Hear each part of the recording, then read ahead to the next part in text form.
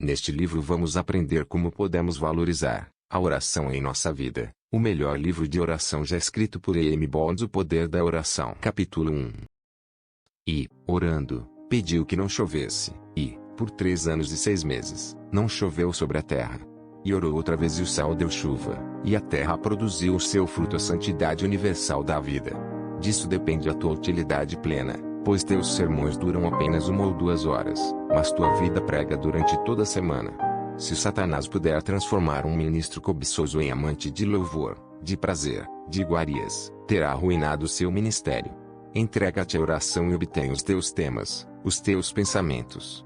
Lutero empregava o Evangelho de Cristo não é movido por ondas comuns. Não tem o poder de autopropagação. Move-se como se movem os homens que tomaram o encargo disso. O pregador deve personificar o Evangelho. As características divinas e mais salientes do Evangelho devem estar nele incorporadas. O poder do amor, que constrange, tem que estar no pregador como uma força relevante, excêntrica, que o domina tudo e o faz esquecer-se de si mesmo. A energia da abnegação própria tem que constituir seu ser, coração, sangue e ossos. Ela deve seguir avante entre os homens como um homem, revestido de humildade, cheio de brandura, prudente como a serpente, simples como a pomba, reunindo em si a sujeição de um escravo e o espírito de um rei de figura nobre, real e independente, e a simplicidade e doçura de uma criança. Suas melhores 3 horas em oração. Estamos constantemente nos desdobrando quando não nos esticando até o ponto de ruptura, para delinear novos métodos e planos. Novas organizações que façam a igreja progredir, assegurando maior disseminação e eficiência para o Evangelho. Este curso de época mostra a tendência de perder de vista o homem, ou de submergir o homem dentro do plano da organização. O plano de Deus é trazer à tona o máximo que houver dentro do homem, bem mais dele do que qualquer outra coisa. Os homens são métodos de Deus. A igreja procura métodos mais aperfeiçoados, Deus procura homens mais aperfeiçoados. Surgiu um homem enviado por Deus chamado João. Evangelho de João capítulo 1 versículo 6. A dispensação que apregou e que preparou o caminho para Cristo foi amalgamada naquele homem chamado João Batista. Porque um menino nos nasceu, um filho nos foi dado. Isaías 9:6. A salvação do mundo vem desse filho deitado em manjedoura. Quando Paulo apela para o caráter pessoal dos homens que deitaram as raízes, a glória e a eficácia do Evangelho são uma aposta nos homens que as proclamam. Quando Deus declara que os olhos do Senhor estão atentos sobre toda a terra para fortalecer aqueles que lhe dedicam totalmente o coração. 2 Crônicas 16:9. O poder da oração capítulo 2. 2 Crônicas capítulo 16 versículo 9 está declarando que o propósito de Deus é que homens servam de canais pelos quais ele exercerá seu poder no mundo. Essa verdade vital e premente tal que esta era de maquinários parece estar apta a equecer. Esse esquecimento é tão pernicioso para a obra de Deus quanto seria arrancar o sol de eixo. Trevas, confusão e morte seguiriam-se. Que a igreja precisa hoje não é de maquinário ou maquinário aperfeiçoado, nem de novas organizações ou de mais e melhores métodos, mas de homens que o Espírito Santo possa usar, homens de oração, homens poderosos na oração. O Espírito Santo não flui por intermédio de métodos, e sim por meio de homens. Não desce sobre maquinário, mas sobre homens de oração. Um historiador eminente disse que as contingências do caráter pessoal têm mais a ver com as revoluções das nações do que os historiadores filosóficos ou políticos democratas estão dispostos a admitir. Essa verdade aplica-se plenamente ao Evangelho de Cristo. O caráter e a conduta dos seguidores de Cristo cristianizar o mundo, transfigurar nações e indivíduos. Quanto aos pregadores do Evangelho, tudo isso é especialmente válido. O caráter do Evangelho e também sua prosperidade está sob os ombros do pregador. Ele prefigura ou desfigura a mensagem de Deus para o homem. O pregador e o conduíte de ouro por meio do qual o óleo divino flui. O conduíte não precisa ser de ouro, mas tem de estar desimpedido e sem mancha, para que o óleo flua com abundância, livremente e sem desperdícios. O homem faz o pregador. Deus precisa fazer o homem. O mensageiro, se possível, é mais que a mensagem. O pregador faz o sermão, assim como o leite doador de vida, também tudo o que o pregador faz o sermão. Assim como a vida da mãe, também tudo o que o pregador diz é matizado, impregnado por quem o pregador é. O poder da oração capítulo 3. Tesouro está em vasos terrenos, mas a composição do vaso pode impregnar e descolorir esse tesouro. O homem todo, é a razão por trás do sermão. A pregação não é algo que se faz durante uma hora. E o que naturalmente flui de uma vida, são necessários 20 anos para fazer um sermão, porque são necessários 20 anos para fazer o homem. O sermão verdadeiro é uma coisa da vida. O sermão desenvolve-se porque o homem se desenvolve. O sermão é vigoroso porque o homem é vigoroso. O sermão é santo porque o homem é santo.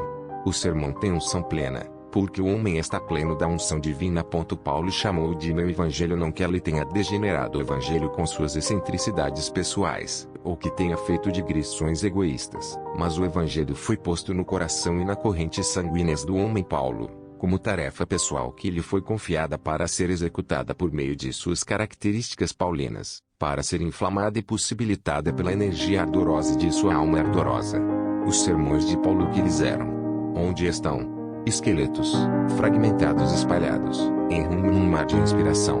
Mas o homem Paulo, maior que seus sermões, vive para sempre, em plena forma, traços e estatura, dando forma à igreja com a mão. A pregação não é senão uma voz no silêncio morre, o texto é esquecido, o sermão desvanece na memória, o pregador vive.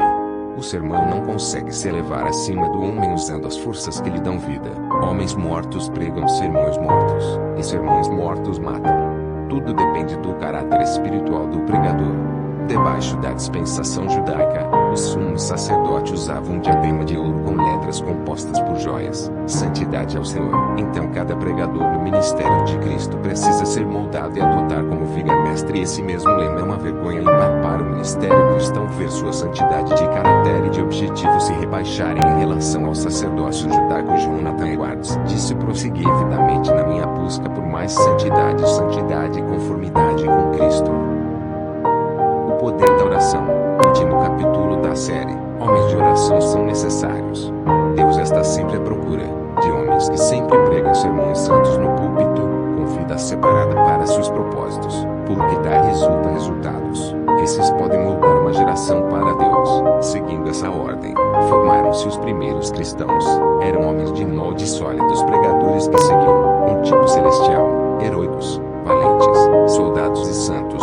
Pregar para eles significava autonegação, autocrucificação, a ocupação grave e laboriosa de mártir. Eles aplicaram de tal forma que foram consumidos de cuidados com a própria geração, e formaram para Deus em seu ventre uma geração que estava ainda por nascer. O homem que prega não pode se afastar da oração. A oração é a arma mais poderosa do pregador, a força do Todo-Poderoso em si, que te traz vida e inspiração. O sermão deve ser feito em um aposento recluso de qualquer distração. O homem de Deus e feito por Deus em um aposento recluso. Sua vida, em suas convicções mais profundas, nasceram da comunhão secreta com Deus, a onerosa e lacrimosa agonia de seu espírito. Suas mensagens mais sólidas e doces foram obtidas na solitude com Deus. A oração faz o homem, a oração faz o pregador, a oração faz o pastor. Os púlpitos destes dias estão fracos na oração. O orgulho da aprendizagem levanta-se contra a dependência da oração humilde. É demasiadamente frequente a oração alcançar o púlpito apenas oficialmente,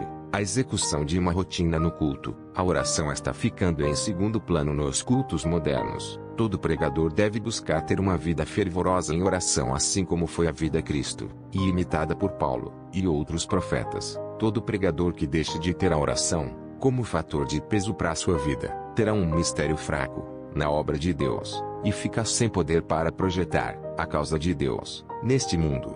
Fim deste episódio. Não deixe de ouvir a letra mata, segundo episódio da série Poder da Oração, D.I.M. Bonds. Para terminarmos, curva a sua cabeça, vamos orar o Salmo 91. Aquele que habita no esconderijo do Altíssimo, à sombra do Onipotente descansará. Direi do Senhor: Ele é o meu Deus, o meu refúgio, a minha fortaleza, e nele confiarei. Porque ele te livrará do laço do passarinheiro, e da peste perniciosa. Ele te cobrirá com as suas penas, e debaixo das suas asas te confiarás. A sua verdade será o teu escudo e broquel. Não terás medo do terror de noite, nem da seta que voa de dia, nem da peste que anda na escuridão, e nem da mortandade que assola ao meio-dia. 1000 cairão ao teu lado, e 10.000 à tua direita, mas não chegará a ti. Somente com os teus olhos contemplarás, e verás a recompensa dos ímpios. Porque tu, ó Senhor, és o meu refúgio. no Altíssimo fizeste a tua habitação. Nenhum mal te sucederá, nem praga alguma chegará à tua tenda. Porque os seus anjos dará ordem a teu respeito, para te guardarem